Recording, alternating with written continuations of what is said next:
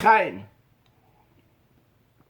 En 1967, quelques jours avant la guerre des 6 jours, le rabbi a dit qu'on se trouve devant une grande victoire. Le rabbi a demandé d'aller mettre des tefilines avec d'autres juifs, parce que le Talmud nous dit deux choses à propos des tefilines. Premièrement, que ça met la crainte sur nos ennemis, et deuxièmement, que ça amène longue vie. Et ces deux choses-là, c'est exactement ce qu'il y a besoin lorsqu'on va à la guerre. Premièrement, que les ennemis vont avoir peur, et deuxièmement, qu'on va avoir longue vie pour revenir sain et sauf. Évidemment, le rabbi a toujours raison. Et donc, il y a une grande victoire à la guerre des 6 jours.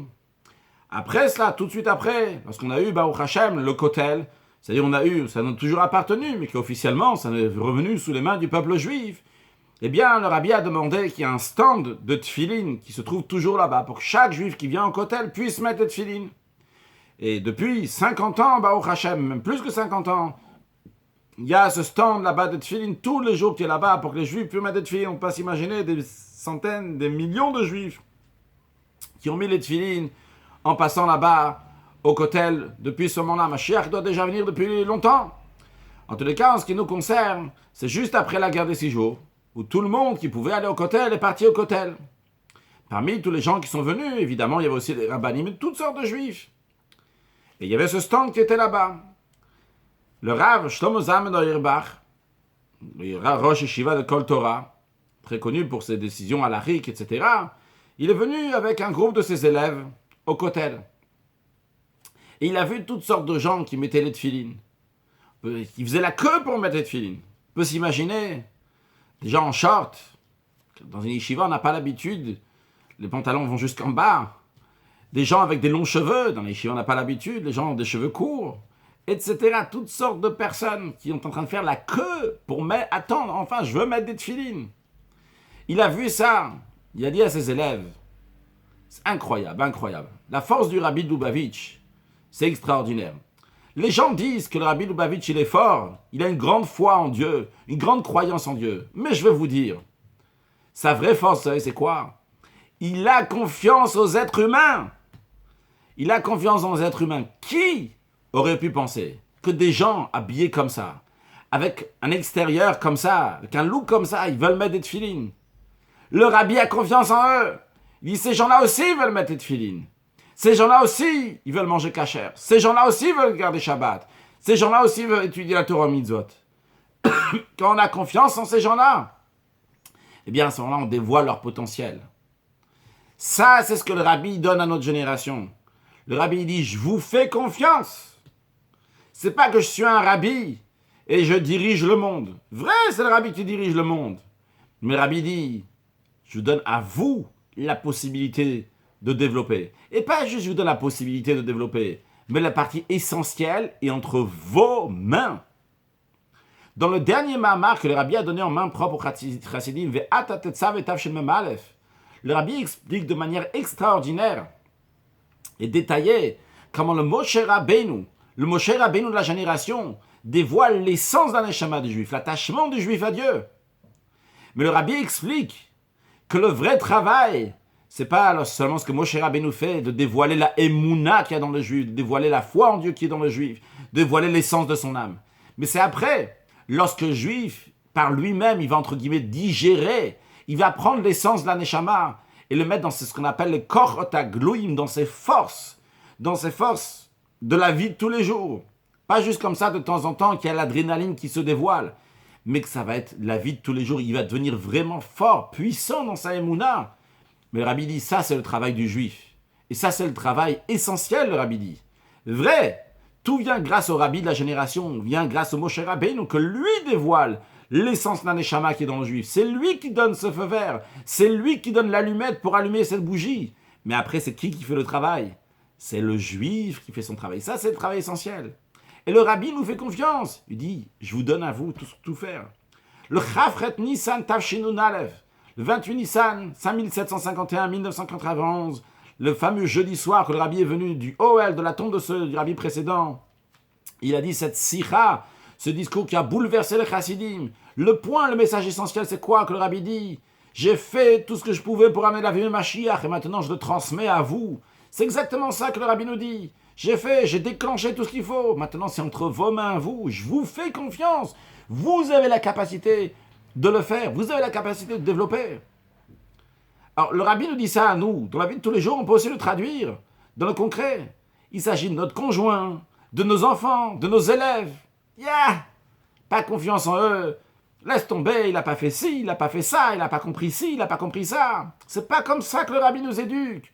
Le rabbi nous dit, chacun, il a un potentiel extraordinaire. À toi de dévoiler, de développer ce potentiel. À toi de tout faire pour encourager l'autre, comme le rabbi le fait. Le rabbi a envoyé des shluchim dans le monde entier. Et les shluchim, est-ce que chaque shaliach, il est parfait?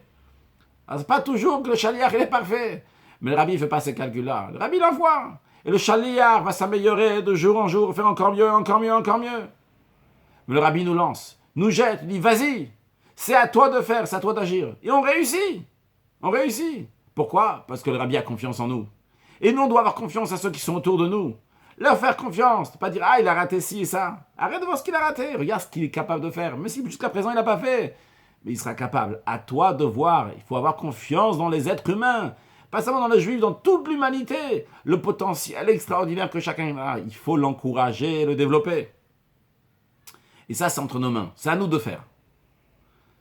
Le rabbin Jonathan Sachs, le rabbin de la Grande-Bretagne, le Royaume-Uni, il raconte qu'en 1968, il me semble, il a fait le tour de l'Amérique. Il était à la fin de ses... Il était entre 18 ans, 20 ans, quelque chose comme ça. Il était à la fac de Cambridge. Et il est parti chez le rabbi. Il a dit plusieurs choses. Il est parti chez plein de rabbins. Il raconte, il est parti chez plein de rabbins. Il a dit, quand je suis parti chez le rabbi m'a changé la vie. The rabbi changed my life.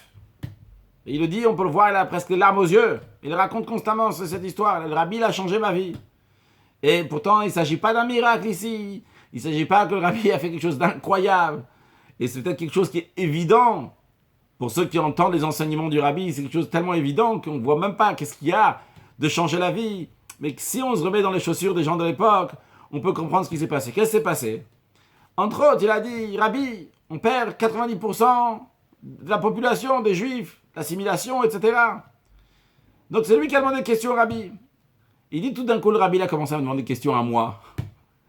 Le rabbi m'a dit, what are you doing about it? Alors qu'est-ce que tu fais? Alors qu'est-ce que tu fais pour ça? Il dit, le rabbi il m'a commencé à me faire réfléchir. C'est toi le leader. C'est toi qui dois gérer, qui dois s'occuper. Qu'est-ce que ça veut dire? Tu viens chez le rabbi, tu dis, rabbi, voilà, j'ai un paquet pour toi. Et toi, qu'est-ce que tu fais? What are you doing about it? Qu'est-ce que toi tu fais à propos de ça? Ça, c'est la question que le rabbi demande à chacun de nous. Tu arrives dans une communauté, il y a la communauté comme ci, comme ça. So what are you doing about it? C'est bien, tu vas te plaindre, tu vas dire que la communauté est comme ci, comme ça. What are you doing about it? Qu'est-ce que toi tu fais de ça? Tu arrives dans un endroit, tu dis, mais il faut comme ci, comme ça, comme ça. Arrête de donner des conseils, demander des conseils, demander des questions, te plaindre. What are you doing about it? Qu'est-ce que tu fais de ça? Fais quelque chose. Secoue-toi. Va faire. Et là, il dit, ça va complètement changer. Pour lui, il n'avait jamais pensé à une telle chose. C'est possible que lui, il va aller faire quelque chose. Mais oui, le rabbi a dit d'aller faire. Et il l'a fait. Et il a réussi. Le rabbi a dit plusieurs choses. Plus tard, il est venu chez le rabbi. Il a proposé 3 choses de quoi faire dans sa vie. Le rabbi a dit aucune de ces 3 choses, qui doit être un rave, et influencer d'autres, former d'autres rabbinim. Mais c'est ce qu'il a fait. Il a réussi, Baruch Hashem. Mais ce que le rabbi est en train de nous dire ici, tu comptes sur un rabbi, tu comptes sur le rav, tu comptes sur le président de la communauté. Arrête! What are you doing about it? Qu'est-ce que toi t'en fais de ça? Secoue-toi, fais quelque chose. Quand ça arrive, Gimel Tammuz, on peut dire, voilà, ils sont passés tant et tant d'années depuis Gimel Tammuz, depuis 3 Tammuz 1994, qu'on ne voit plus le rabbi. Alors tu peux t'asseoir, commencer à réfléchir, à méditer. Mais what are you doing about it? Qu'est-ce que tu fais? Fais quelque chose. Fais quelque chose pour ça. Juste comme ça, passer la nostalgie, qu'est-ce qu'il y avait. C'est bien, il y en a peut-être besoin. Il y a besoin du menaché. Il y a besoin de ne pas oublier le passé. Mais l'essentiel, le Rebbe nous dit, c'est l'Ephraim. L'essentiel, c'est développer. L'essentiel, c'est avancer. Ifrani beret soni, c'est une terre de pauvreté. C'est un moment difficile. Mais Ifrani, il faut avoir le développement, avancer, continuer encore. Donc il faut savoir que le rabbi nous donne les choses en main. Le rabbi nous dit, tout was ihr kennt, faites tout ce que vous pouvez. C'est moi j'ai fait. Faites ce que vous pouvez pour amener Mashiach. So what are you doing about it? Qu'est-ce que t'en fais pour amener Mashiach? Et le rabbi nous fait confiance pour ça. Alors, agissons. Faisons. Arrêtons de se demander des questions. Arrêtons de dire comme ci, comme ça, se plaindre. Ça sert strictement à rien. Tova pour la achat me elef anachot. Il vaut mieux une action que 1000 soupirs. Il faut avancer, il faut continuer. Et le Rebbe donne les forces pour faire. Le Rebbe a la confiance en nous. Le Rebbe nous a donné cette mission.